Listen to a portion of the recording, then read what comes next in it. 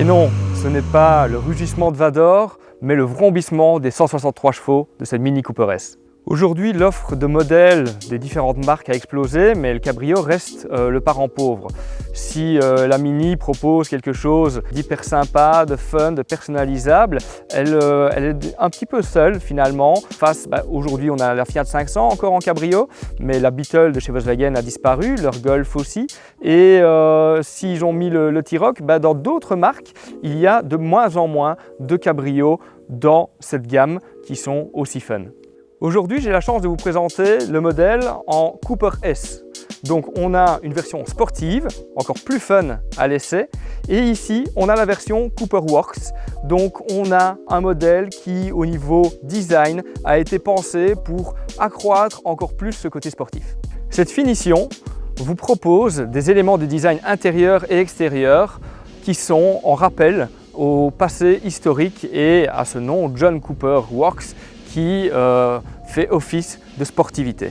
Ce que j'aime particulièrement dans cette Mini Cooper S, c'est le côté fidèle à l'esprit rétro, comme pour les petits boutons de Komodo, et puis l'esprit global qui est resté avec ses coques de rétro bien spécifiques, ces éléments de décoration, la nouvelle calandre et les grandes ouïes d'aération ainsi que le diffuseur arrière qui sont encore plus sportifs, mais malgré la modernité, ils ont gardé quand même l'esprit mythique de la marque. La nouvelle version du module multimédia est vraiment parfaite. On a le choix entre tactile et via la molette de pouvoir gérer tous les éléments. On a la transition avec le CarPlay pour transférer toutes les applications de son smartphone.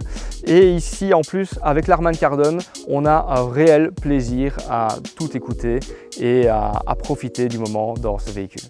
Évidemment, avec un cabrio, on ne prend pas le véhicule pour son volume de chargement. Par contre, même si l'accès de base est un petit peu restreint, on a la possibilité d'augmenter l'espace de chargement. Pendant de nombreuses années, il y avait beaucoup de possibilités entre les capotes en toile, les capotes en dur. Au final, maintenant, on revient aux capotes en toile et c'est clair que ça a beaucoup plus de charme, de mon point de vue. Ici, la capote fonctionne jusqu'à 30 km/h, ce qui permet d'être rapidement, s'il commence à pleuvoir, au sec. Mais le seul défaut, c'est qu'il faut laisser son doigt appuyé sur le bouton.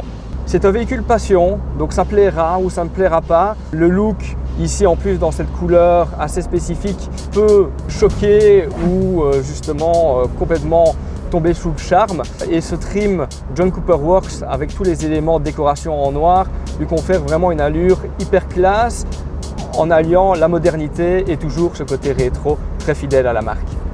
En tout cas, ce véhicule est vraiment très agréable à conduire sur les petites routes, des routes sinueuses avec le moteur qui vous donne envie d'appuyer puisque le rebondissement est vraiment très agréable. Ils ont vraiment réussi à avoir un véhicule qui est encore mieux assemblé qu'avant, avec des boutons qui ont l'air vraiment de bonne mouture sur le long terme. Et j'apprécie énormément le petit quotidien et profiter du premier rayon de soleil parce qu'avec le volant chauffant, les sièges chauffants et le pare-vent, dès qu'il fait sec, on peut en profiter. En tout cas, malgré les accélérations dans les routes sinueuses, le côté peut-être un petit peu du bruit qui est aux alentours troublant, le chien a l'air très à l'aise, Vador a l'air très content, donc véhicule en plus dog-friendly. En tout cas, j'ai passé énormément de bons moments au volant de ce véhicule qui ne peut pas laisser indifférent. Je vous souhaite une bonne journée et je vous retrouve très prochainement pour un nouvel essai.